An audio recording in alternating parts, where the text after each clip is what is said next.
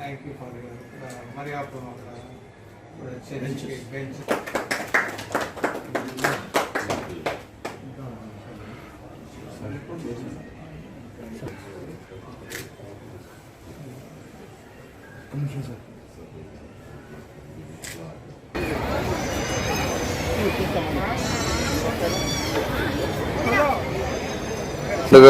సంవత్సరాలకు పైగా ఈ భూప్రపంచం మీద పాలకులు చేస్తున్న అరాచకాలను నుండి ప్రజలను విముక్తి చేయటం కోసం దైవదూతగా ఆ రోజు క్రీస్తు ఈ యొక్క భూమి మీదకి రావటం జరిగింది.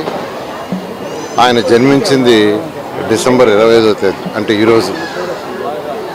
ఆ తేదీని అందరూ క్రిస్మస్ పండగగా యావత్ ప్రపంచం దాదాపు 200 దేశాలు అయితే పూర్తిగాను, మిగతా దేశాలు పార్షియల్గా ఈ యొక్క క్రిస్మస్ వేడుకలను ఘనంగా చేసుకోవడం జరుగుతుంది.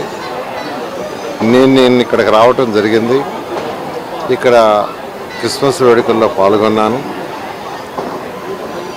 నిన్న బిషప్ గారి యొక్క వాక్యాలను చాలా సున్నితంగా ప్రతిదాన్ని నేను అవగాహన చేసుకున్నాను.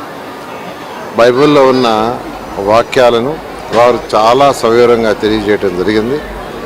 ప్రతి వాక్యంలోనూ ఒకటే, నాయకుడు అనేవాడు ప్రజలకు సుపరిపాలన ఇవ్వాలా, శాంతియుతంగా ప్రజలు ఉండటం ఎట్లా, ఎవరు వ్యాపారాలు చేసుకోవటం ఎట్లా, ఎవరు ఉద్యోగాలు ఎలా చేసుకోవాలి అని చాలా చాలా స్పష్టంగా బైబిల్లో ఉన్న వాక్యాలను చెప్పారు. నిజంగా నాకు చాలా చాలా చాలా విషయాలు నేను నిన్న అర్థం చేసుకోవడం జరిగింది.